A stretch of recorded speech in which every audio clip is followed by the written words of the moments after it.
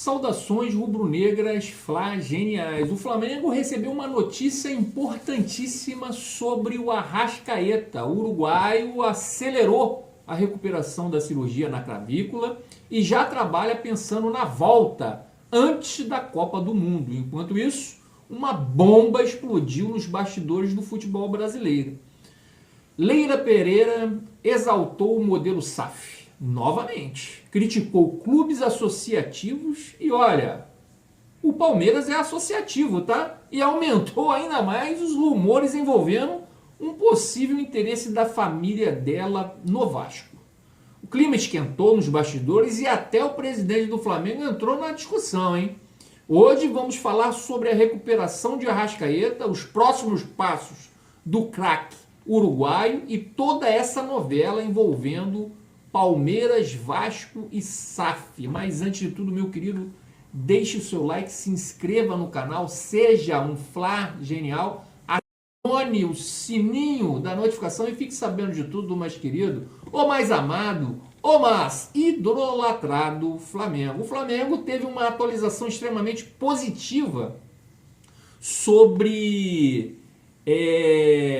a situação do Arrascaeta, né? E a notícia animou completamente a torcida rubro-negra. O uruguaio segue evoluindo muito bem após a cirurgia na clavícula e já começou mais uma etapa importante na recuperação. Segundo o departamento médico do Flamengo, o Arrascaeta está retirando os pontos da cirurgia e apresenta evolução considerada excelente. E tem um detalhe que chama muita atenção, né? A gente sabe que é uma evolução muito grande. Essa informação foi confirmada pelo chefe do departamento médico do Flamengo, Fernando Sasaki, em boletim divulgado pela Flamengo TV.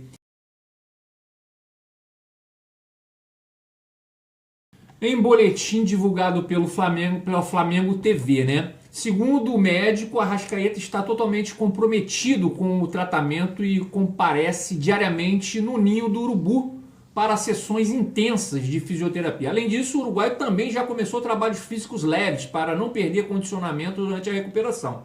Mesmo lesionado, a Arrascaeta está utilizando bicicleta ergométrica no CT, fazendo o tratamento praticamente em tempo integral. E isso mostra o tamanho da preocupação do jogador em voltar o quanto antes, porque existe um objetivo muito claro na cabeça dele, em disputar a Copa do Mundo. É lógico que ele quer disputar a Copa do Mundo, é lógico que ele quer voltar logo aos gramados. O Uruguai está literalmente correndo contra o tempo. O dia da cirurgia até a estreia do Uruguai do Mundial serão apenas 46 dias, ou seja, cada etapa da recuperação virou praticamente uma corrida diária contra o relógio. E dentro do Flamengo existe um otimismo crescente. Fernando Sasaki afirmou, que a ferida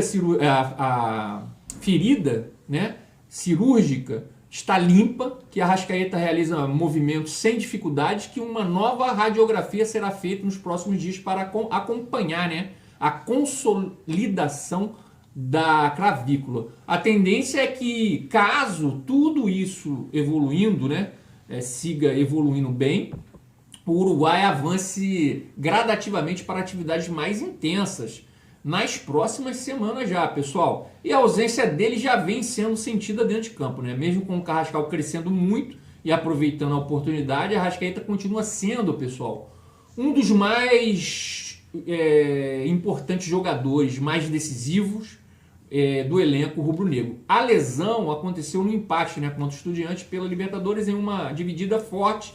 Ainda no primeiro tempo também aquela dividida foi forte, mas não foi desleal, A queda dele que acabou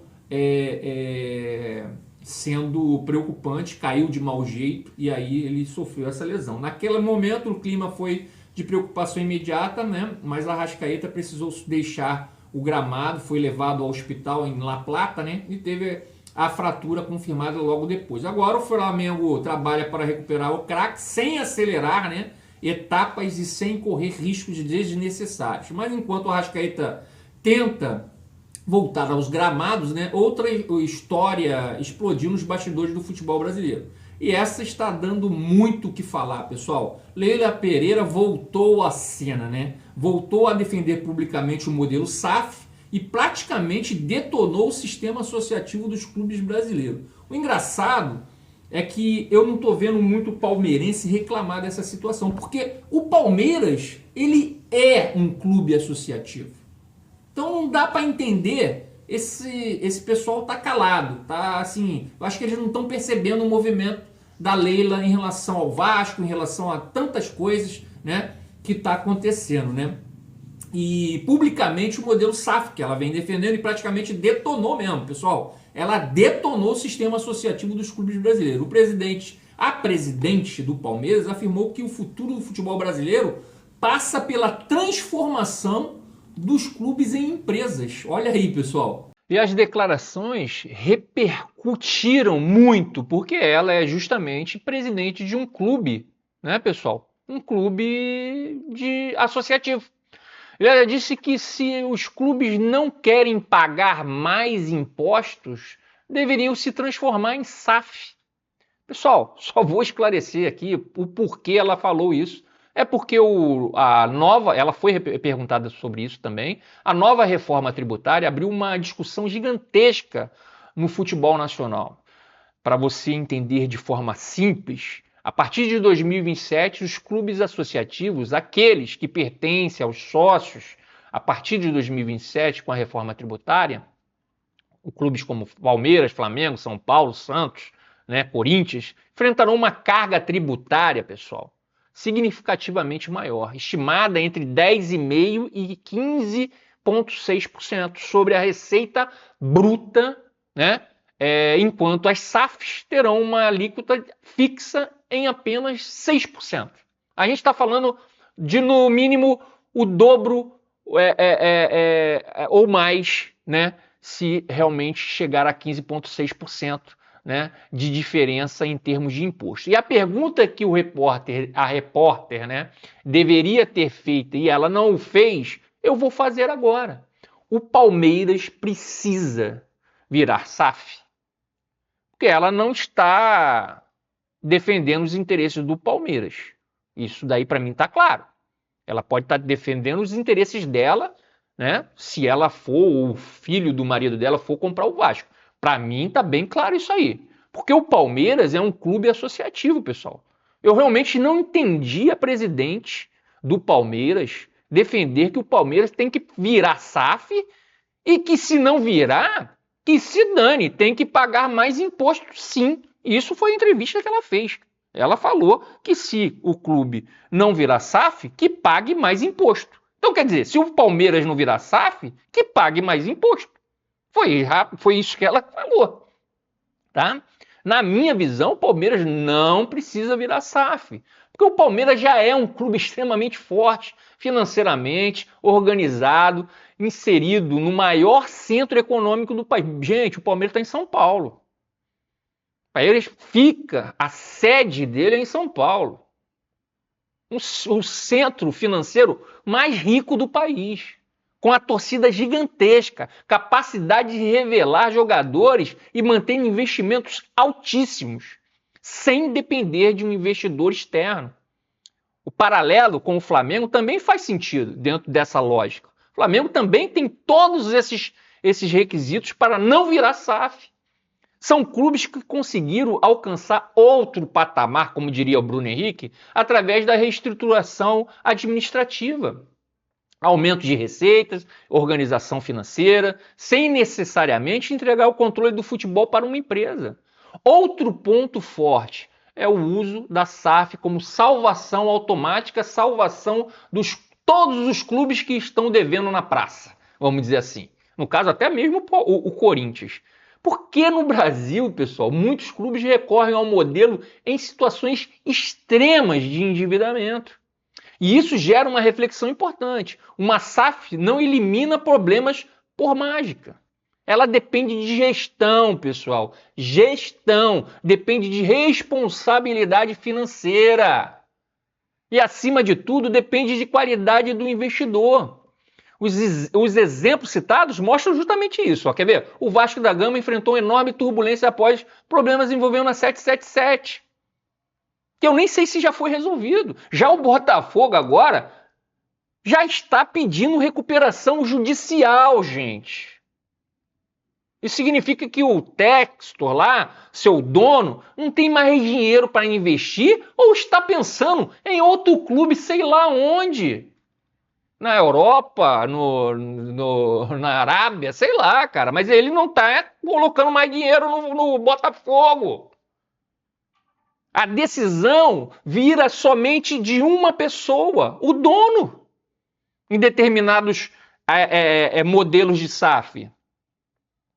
O Atlético Mineiro também ganhou um campeonato aqui, né, uma Copa do Brasil, se não me engano, e um campeonato brasileiro, e acabou. Agora vive aí, ó. O que aconteceu com o Atlético Mineiro também? Nada. Conquistaram competitividade recente, mais ainda convive com discussões sobre nível de endividamento e sustentabilidade. A comparação, pessoal, com clubes europeus também reforça que a empresa pode quebrar. No futebol europeu já aconteceram casos marcantes, como o Baltimore, Rangers, a Fiorentina e o Napoli na Itália, que passaram por colapsos financeiros e precisaram recomeçar praticamente do zero. Porque o que acontece quando um time quebra, não tem mais dinheiro? Por exemplo, se vamos supor também, tem uma outra coisa que a gente pode supor. O dono morre, fica para o filho não quer, não coloca dinheiro, o time quebra. Ou ele não tem interesse esportivo, ou ele não quer mexer com isso. O que acontece? O time quebrou, vai para a última divisão. Se existe uma quinta divisão, ele vai lá para a última divisão e começa do zero tudo de novo. Além de perder muito dinheiro. Talvez um dos pontos mais interessantes, pessoal, eu acho que essa discussão é muito válida, mas tem esse ponto mais interessante de tudo que eu falei aqui em relação ao meu posicionamento contra as SAFs. Seja a justificativa, a finalidade do torcedor, a fidelidade do torcedor. Porque o consumo no futebol é completamente, pessoal, diferente do consumo normal. Vou dar um exemplo simples. Você compra um celular. Depois de 2 ou 3 anos, o que acontece? Ele começa a dar problema. É assim que funciona, né? A gente compra um negócio caríssimo, daqui a 2, 3 anos, começa a pipocar problema no celular. O que você faz? Pô, vou comprar outro celular, certo? Você troca o aparelho. E dependendo da sua vontade, se você não está satisfeito com aquela marca, o que você faz? Vou trocar a marca também. Aquele aparelho deu problema há 2 anos, eu quero comprar um aparelho que dure mais. Então eu vou comprar um outro aparelho. Aí você compra um outro aparelho. E aí o que acontece? Com o futebol, não funciona desse jeito. Com o futebol, não funciona desse jeito. Flamengo e o Palmeiras, ou qualquer outro clube, tá, gente? Eu tô falando do Flamengo e Palmeiras porque a gente está conversando sobre os dois clubes. Os clubes mais poderosos da América. Não é do Brasil, da América Latina aqui, tá? Não são consumidos como um produto comum.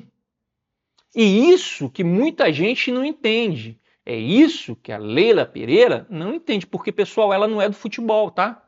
Ela caiu de paraquedas no futebol. Ela nunca foi do futebol. Ela é uma empresária extraordinária. Soube fazer muito dinheiro junto com o marido dela. Parabéns para ela, mas ela nunca foi do futebol. O torcedor continua acompanhando o clube mesmo em crise, mesmo em rebaixamento, mesmo em dificuldade financeira, porque ali existe algo que o produto comum nunca vai chegar, que é gerar da mesma forma, vou falar para vocês aqui, ó, paixão, identificação, sentimento, memória afetiva. Futebol mexe com pertencimento. Você faz parte daquilo ali. A paixão é grande que você se sente pertencimento. Esse pertencimento te faz sofrer. E é justamente por isso que um clube consegue sobreviver até nos seus piores momentos. Porque o torcedor não abandona como abandona uma marca qualquer. Isso dá margem para reconstruções sem necessariamente vender o controle da instituição. O caso do Bahia com o City, né, Futebol Group, aparece como um exemplo. A SAF, que até agora demonstra organização e planejamento. Mas existe um detalhe importante nessa observação, que o pessoal acha que o clube virando SAF, ele já vai estar lá disputando com o Palmeiras e com o Flamengo todos os campeonatos. Ó, vamos lá, acabou. Agora é nós aqui, entendeu? Vamos lá que a gente vai ganhar tudo. E não é assim, pessoal. Não é assim, tá? Mesmo, né, o grupo City, o nível de investimento do Manchester City, porque todo mundo acha que é a mesma coisa, não é. Não vai ser o mesmo investimento. Aliás, não vai ser nem parecido. Ou seja, fazer parte de um grupo internacional não significa automaticamente virar potência dominante da noite para o dia. No fim, o grande debate gira em torno de uma pergunta.